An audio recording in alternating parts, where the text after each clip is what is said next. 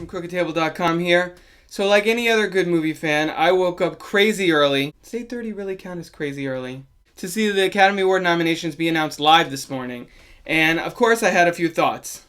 Who wouldn't, right? So granted, I've only had a few hours to let this all sink in. I'm sure this conversation is only going to grow stronger as the weeks rage on. But here are just some of my initial thoughts. As far as Best Picture, I think we have a really solid group of films here. Personally, I was hoping that Creed, Inside Out, and Star Wars would crack in there. And I'm really kind of perplexed by the fact that we only have 8 nominees. I know it's a sliding scale that can go up to 10. I feel like it just really leaves the opportunity to leave out films that should really be recognized and deserve to be recognized. That being said, I mean, The Martian was my second favorite film of the year. The Revenant, I only recently saw. I was really happy with that movie too, so I'm going to be rooting for both of them. And yes, I know a lot of you love Mad Max Fury Road. Wasn't quite one of my favorite movies of last year, but I recognize the artistry in it, and if that wins, I'm not going to be disappointed. As far as Best Director, totally shocked that Ridley Scott was snubbed. Not only because The Martian, as I said, is one of my favorite movies of the year, but because he has such an incredible body of work and has never won an Oscar. I mean, you have the director of Alien, Blade Runner, Gladiator, and countless others, and the fact that he has not received a single Oscar, and the fact that we're about to possibly give Alejandro Inarritu his second consecutive one, it's kind of like, why don't you guys recognize another filmmaker and give it a little bit of space? Because Inarritu did win the Golden Globe last week, so that definitely bodes well for him as the ceremony ramps up. Possibly George Miller sneaking in there, because I don't in my heart of hearts, I can't picture them giving Best Picture to Mad Max Fury Road. I mean, yes, it's universally beloved. Yes, it's visually breathtaking and well crafted and all of that. But when it comes right down to it, that's an action movie. It's a 2-hour car chase. And I can't see the Academy naming that the Best Picture of the year. However, if they decide to split it, I could totally see George Miller walking away with Best Director and then Best Picture going to something like The Revenant or The Martian. I really have a feeling that they're going to decide to reward Mad Max by giving George Miller the Oscar, especially since the fact that this is a 70-year-old filmmaker coming out with this movie that's more energetic and more exciting than stuff that 20, 30-year-olds are putting out. For him to bust this film out this late in his career is really impressive. So I could see him getting director. As far as Best Actor and Best Actress, Best Actor, I know the whole conversation is hinging on Leonardo DiCaprio, and at this point I sort of feel like it's inevitable. This momentum has been building for so many years, and this is, I think, his 5th nomination. It's going to happen. I think we should all if it doesn't, that'll be the biggest shock of the night. As far as actress, I think it's really Brie Larson's to lose.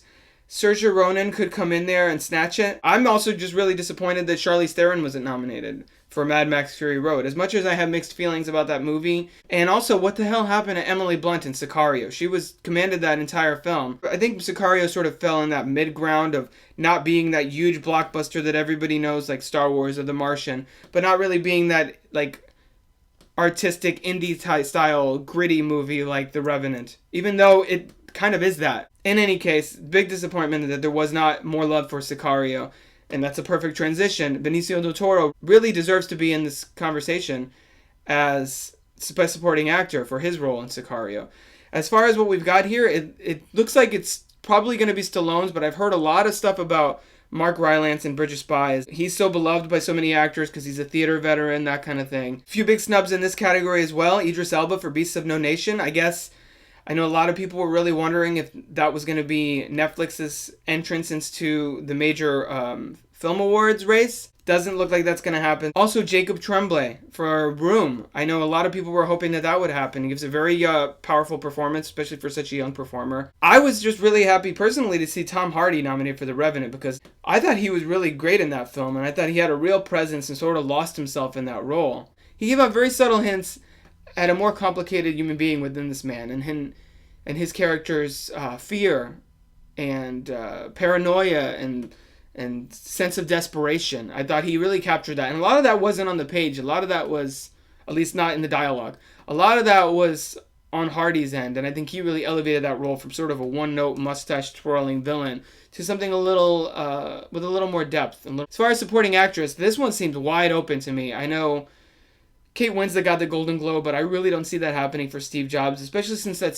film was so little seen. I think the fact that she got a nomination is impressive enough. As for Alicia Vikander, I wonder if the votes for her performances in The Danish Girl and Ex Machina, which was, again, one of my favorite films, sort of split the vote a little here, because it seems like one of the most competitive races, at least in the acting categories. I think this is the hardest one to call. I could easily see Rooney Mara or Jennifer Jason Leigh walk away with it. Rachel McAdams was sort of a surprise nomination, so I don't know if anybody's really expecting that to come through, but I mean, she's a great actress, totally deserving of a win. It feels like to me like it's probably going to be either Rooney Mara or Alicia Vikander, and that's just me. That's just my instinct, because there wasn't a whole lot of support for The Hateful Eight here, and I feel like Jennifer Jason Leigh's nomination was probably all the recognition she's going to get. A couple other interesting races here in the technical side of things. Mad Max Fury Road, I think, could come through as a dark horse for cinematography, even though, I mean, the big narrative here is The Revenant versus Sicario. Emmanuel Lubezki won last 2 years for Birdman and Gravity, and a lot of people sort of wondering if he can pull the hat trick here and get the third win in a row in this category for his work on The Revenant. I mean, it was definitely brilliantly shot and certainly worthy of a nomination. But the question here is, do we want to give it to him 3 years in a row? Or do we want to spread the love a little bit to Roger Deakins, whose cinematography was probably the most praised element of Sicario, and who, despite 13 nominations, has yet to secure a win, which is kind of ridiculous considering he shot The Dark Knight, Skyfall, and a bunch of really memorable films going all the way back to Shawshank Redemption, which was his first nomination. And if DiCaprio is the Susan Lucci on the acting side of things in the technical world, that's definitely Roger Deakins. 13 nominations and no win. It needs to happen now. Also, for visual effects, really interesting selection here. I mean, Mad Max Fury Road, The Martian, The Revenant, not entirely surprising, especially since they were all heavy awards contenders going in. But I love that Ex Machina finally broke through, especially since the visual effects in that film are very subtle.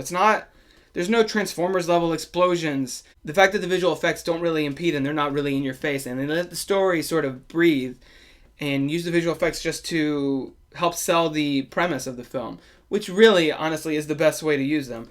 And of course, Star Wars, that just makes me smile. Especially since it's the first one since Episode 1 to receive a nomination in this category. And I know that year that lost to The Matrix. The nomination here, and then the nomination for John Williams for Best Original Score, really kind of helps sell the fact that it's not really so much the Academy Awards wanting to give any Oscars to Star Wars, because I could totally see it walk out of here with zero wins. I feel like it's more the Oscars sort of acknowledging, all right, Star Wars is back and it's worthy of consideration. We'll give it some of these just for the sake of nostalgia. As a longtime Star Wars fan, that's enough for me. Finally, for the screenplay categories, a couple big shocks here.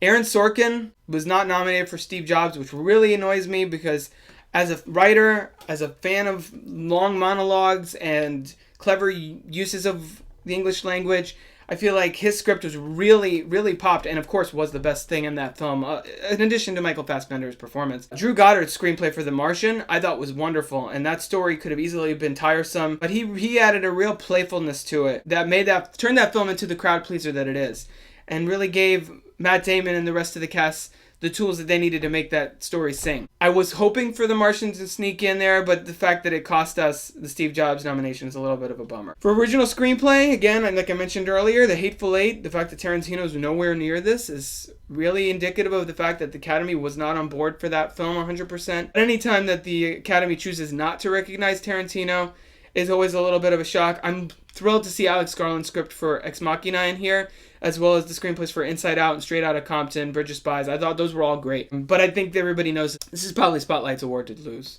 So that's it for my initial thoughts to the nominations being announced. What did you guys think? What nominations surprised you the most? I know today there's been a lot of controversy over the fact that the minorities were once again underrepresented in this year's nominees. So are you with disapproving Homer on that? Let me know in the comments below. For more videos, podcasts, reviews, and other movie-related goodies, I'll see you at crookedtable.com.